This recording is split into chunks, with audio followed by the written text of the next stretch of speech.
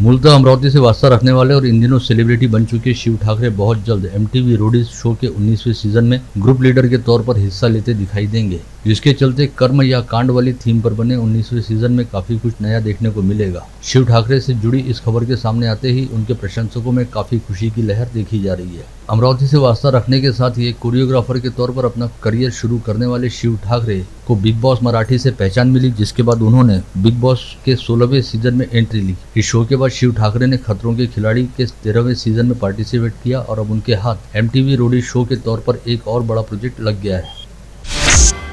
गत रोज अमरावती शहर के प्रभात टॉकीज और मेरा सिनेमा में रिलीज हुई फिल्म आदि पुरुष के प्रत्येक शो में एक सीट हनुमान जी के लिए आरक्षित रखी जा रही है। प्रभात टॉकीज के प्रबंधक अली साहब ने जानकारी देते हुए बताया कि बाकायदा सजाकर सीट को रखे जाने की शर्त फिल्म के निर्देशक ओम राउत ने सबसे पहले रखी थी, इसलिए फिल्म के वितरक और सिनेमाघर के संचालक इसका बराबर प्रबंध कर रहे हैं। मिराज मल्टीप्लेक्स में हनुमान जी की सीट का खास प्रबंध करते हुए उनके आराम करने हेतु बाकायदा तकिए और लोड भी लगाकर रखे गए हैं।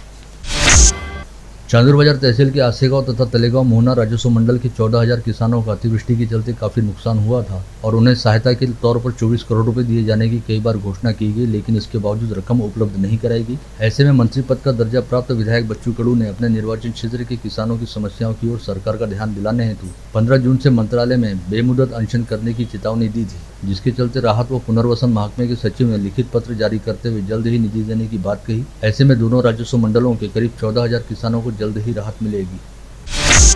शहर के सर्वाधिक भीड़भाड़ व चहल पहल वाले इलाकों में नागरिकों की सुविधा के लिए मनपा प्रशासन द्वारा एस्पिरेशन टॉयलेट का निर्माण किया जा रहा है, जिनका महानगर पालिका में 7 स्थानों पर निर्माण हो रहा है। गाड़गीनगर पुलिस स्टेशन के पास इस एस्पिरेशन टॉयलेट का निर्माण पूरा हो चुका है और अगले 1 माह में सभी स्थानों पर इसका काम पूरा करते हुए इसे नागरिकों के लिए खोल दिया जाएगा। मनपा क्षेत्र में नागरिकों के लिए शुरू की गई सिटी बस सेवा का ठेका नए ठेकेदार को दिए जाने के बाद अभी केवल 10 बसें ही शहर की सड़कों पर दौड़ रही हैं, वहीं 7 बसों का काम वर्कशॉप में चल रहा है। कबाड़ा अवस्था में खड़ी अन्य 8 सिटी बसों को दुरुस्त कर सड़कों पर उतारने में भी कुछ समय लगने वाला है। संभागीय राजस्व आयुक्त निधि पांडे ने कल अपने कार्यालय में बुलाई गई बैठक में तीर्थ क्षेत्र कौंडिन्यपुर के विकास प्रारूप से संबंधित प्रलंबित कामों को तत्काल पूर्ण करने के दिशा निर्देश जारी किए। मेलघाट को टैंकर मुक्त करने के लिए भूजल स्तर को सुधारने हेतु तमाम उपाय योजनाओं को अमल में लाते हुए जल स्रोत के मजबूतीकरण को लेकर बुलाई गई बैठक में जिलाधीश विजय भागरे ने वन क्षेत्र के नजदीक टैंकरग्रस्त गांव के परिसर में जल संधारण की योजना को प्रभावी रूप से चलाने के दिशा निर्देश जारी किए।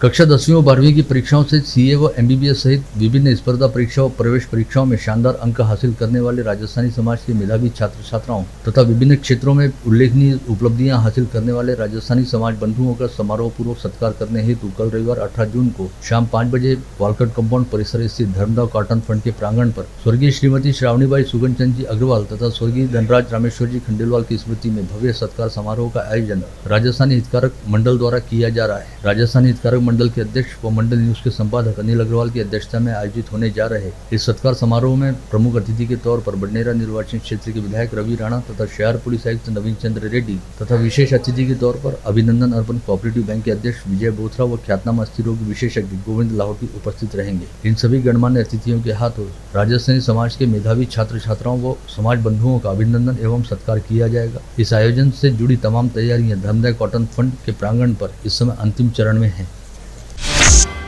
आगामी खरीफ सीजन हेतु कपास की बुआई क्षेत्र में वृद्धि होने की संभावना रहने के दौरान ही बीटी बीज के प्रत्येक पैकेट की कीमत में 43 रुपए की वृद्धि कर दी गई है। ऐसे में पश्चिम विदर्भ क्षेत्र में कपास की बुआई का क्षेत्र लगभग 11 लाख हेक्टेयर के आसपास है, जिसमें बुआई करने हेतु 56 लाख पैकेटों की जरूरत पड़ेगी। ऐसे में इतने पैकेट खरीदने के लिए किसानों को करीब 23.5 करोड़ रुपए नाहक ही ज्यादा अदा करने पड़ेंगे।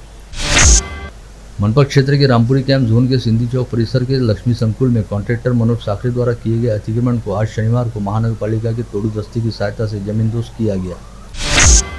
शिवसेना के बडनेरा उप शहर प्रमुख राजेंद्र देवड़ा ने एक प्रतिनिधि मंडल के साथ मनपा आयुक्त प्रवीण आष्टीकर को ज्ञापन सौंपते हुए कहा कि बडनेरा के मुख्य मार्गों पर व्याप्त अतिक्रमण को तत्काल हटाया जाए, साथ ही बडनेरा शहर में साफ सफाई की व्यवस्था को बहाल किया जाए। शरद क्रीड़ा व सांस्कृतिक प्रतिष्ठान तथा महाराष्ट्र कारागार विभाग के संयुक्त तत्वाधान में कैदियों के लिए ली गई पहली राज्य स्तरीय जगतगुरु श्री संत तुकाराम महाराज भजन व अभंग स्पर्धा में अमरावती जिला मध्यवर्ती कारागार ने प्रोत्साहन पुरस्कार प्राप्त किया। बिफरजॉय तूफान के कारण गुजरात से राजस्थान की ओर बढ़ने के साथ ही मानसून के भी आगे बढ़ने की संभावना व्यक्त हो रही है। वहीं विदर्भ में मानसून का बेसब्री से इंतजार कर रहे लोगों को भीषण गर्मी का सामना करना पड़ रहा है। मौसम विज्ञानी अंजल बंड के मुताबिक आज और कल भीषण गर्मी पड़ेगी और तापमान 43 डिग्री सेल्सियस के आसपास पहुंचेगा। वहीं 18 से 21 जून दौरान मानसून दक्षिण भारत में थोड़ा आगे बढ़ने की अनुकूल स्थिति है, लेकिन इसके बावजूद विदर्भ में मानसून की एंट्री अगले रविवार 24 जून तक होने की संभावना है। गत रोज राज्य के पुलिस निरीक्षकों की तबादला सूची जारी हुई। राज्य के अतिरिक्त पुलिस महासंचालक संजीव कुमार सिंघल द्वारा जारी तबादला सूची में कुल 449 पुलिस निरीक्षकों का ट्रांसफर किया गया, जिसमें शहर पुलिस आयुक्तालय के क्राइम ब्रांच से पीआई अर्जुन ठोसरे का तबादला अमरावती ग्रामीण में किया गया। वहीं पीआई कुरलकर शहर पुलिस में कायम है। नांदगांव पेठ पुलिस थाना क्षेत्र अंतर्गत राहटगांव स्थित होटल सावजी रेस्टोरेंट व बार में दिनेश गहलोत नामक एक व्यक्ति ने शुभम कचरे नामक 19 वर्षीय युवक की कनपटी पर पिस्तौल ताना, क्योंकि शुभम कचरे दिनेश गहलोत के टेबल पर जा बैठा था। इस मामले में शुभम कचरे द्वारा दी गई शिकायत के आधार पर नांदगांव पेठ पुलिस ने दिनेश गहलोत व पंकज पडोले नामक 2 लोगों के खिलाफ हत्या का प्रयास, मारपीट व शस्त्र अधिनियम की धाराओं के तहत अपराध दर्ज किया है। साथ ही दोनों आरोपियों को गिरफ्तार भी किया गया, जिन्हें अदालत में पेश करने पर कोर्ट ने उन्हें न्यायिक हिरासत के तहत जेल भेज दिया। नरखेड़ रेल लाइन पर आ रही ट्रेन के समय पटरी पर मवेशी की चराई कर रहे पशुपालक की 2 मवेशियों के साथ ट्रेन के नीचे कटकर मौत हो गई। वलगांव से चांगापुर के दौरान रेल मार्ग पर यह हादसा घटित हुआ। मृतक की शिनाख्त सावरखेड़ गांव निवासी सचिन भटकर के तौर पर हुई है। नांदगांव पेठ पुलिस थाना क्षेत्र के मोर्शी टी पॉइंट पुल पर 2 ट्रक आपस में भिड़ गए। ऐसे में एक ट्रक के चालक ने उतरकर जब दूसरे ट्रक को देखा तो दूसरे ट्रक की केबिन में चालक बेहोश दिखाई दिया, जिसे तत्काल जिला सामान्य अस्पताल में भर्ती कराया गया, लेकिन तब तक दिल का दौरा पड़ने की वजह से अजावरा धोटे नामक नागपुर निवासी चालक की मौत हो चुकी थी। परदवाड़ा बस स्थानक के सामने स्थित एक होटल में आकर रुके अकोट निवासी व्यक्ति ने अपने कमरे में फांसी लगाकर आत्महत्या कर ली। यह व्यक्ति गुरुवार की रात 8 बजे के आसपास खुद की पहचान प्रवीण सरोदे के तौर पर देते हुए इस होटल में आकर रुका था, लेकिन अगले दिन 16 जून को अपने कमरे में फांसी के फंदे पर लटका दिखाई दिया। बडनेरा शहर के आठौड़ी बाजार नई बस्ती परिसर में चलने वाले जुआ अड्डे पर पुलिस आयुक्त नवीन चंद्र रेड्डी के विशेष दल ने छापा मारकर 5 जुआरियों को रंगे हाथ पकड़ा और 6000 रुपए के नगद सहित जुए का साहित्य जब्त किया। कश्मीर में तैनाती के पश्चात 2 दिन पहले ही छुट्टी मनाने अपने घर आए भारतीय सेना के जवान योगेश सुनील पडोले की 16 जून को सड़क हादसे में मौत हो गई। यह हादसा कारंजा मंगरू मार्ग पर पोटी फाटे पर घटित हुआ। 1 महीने की छुट्टी लेकर 2 दिन पहले अपने घर लौटे योगेश पडोले 16 जून की रात घर के कुछ सामान लेने के लिए अपने दुपहिया वाहन लेकर बाहर निकले थे। अकोला के पुराना शहर पुलिस थाने की हद में आने वाले गंगानगर स्थित एमराल्ड कॉलोनी से पुलिस ने एक देसी पिस्टल के साथ 2 आरोपियों को गिरफ्तार किया। वहीं कार्रवाई के दौरान एक संदिग्ध आरोपी मौका पाकर भाग निकलने में कामयाब रहा।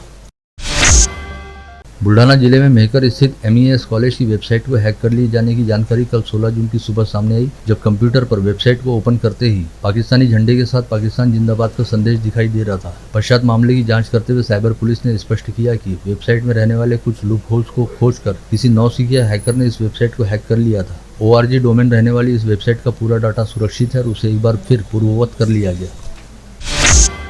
अजनी पुलिस थाने में 28 मार्च 2023 को एक महिला ने अपने साथ बलात्कार होने की शिकायत दर्ज कराई थी। साथ ही बलात्कार की वजह से उक्त महिला गर्भवती हो गई थी। पश्चात इस महिला ने डॉक्टर बराड़े के अस्पताल में एक बच्चे को जन्म दिया, लेकिन संबंधित डॉक्टर ने किसी को कुछ बताए बिना उसके बच्चे को बेच डाला। महिला की शिकायत पर अजनी पुलिस ने मामला दर्ज करते हुए डॉक्टर को अपनी हिरासत में लिया है। नागपुर के सेंट्रल जेल में सजा काट रहे सीजो चंद्रन एलाल चंद्रन नामक कैदी ने अपने हाथ पर लोहे के पत्रे से वार करते हुए आत्महत्या करने का प्रयास किया। साथ ही अपनी आत्महत्या के मामले में जेल के अधिकारियों को फंसा देने की धमकी भी दी। भंडारा जिले की मोहाड़ी तहसील अंतर्गत रोहना गांव में बलवंत ईश्वरकर नामक व्यक्ति ने घर में हुए झगड़े के बाद गुस्से में आकर अपनी बहू पिंकी ईश्वरकर की गर्दन पर कुल्हाड़ी से बेहद घातक वार किया, जिससे बहू की मौके पर मौत हो गई। पश्चात आरोपी ने खुद पुलिस थाने पहुंचकर आत्मसमर्पण किया। मोर्शीनगर परिषद के गांधी मार्केट के 67 दुकानदारों को अमरावती की दीवानी कोर्ट ने बड़ी राहत दी। मोर्शीनगर परिषद ने सभी 67 दुकानदारों को किराए के दस्तावेज पेश नहीं करने पर दुकानों को सील ठोकने की नोटिस जारी की थी। अदालत ने इस मामले का फैसला होने तक अंतरिम स्टे दिया है। आप देख रहे थे मंडल न्यूज बुलेटिन। हमारे चैनल को लाइक करें, शेयर करें और हाँ, सब्सक्राइब करना ना भूलें। कल होगी आपसे फिर मुलाकात, तब तक के लिए धन्यवाद।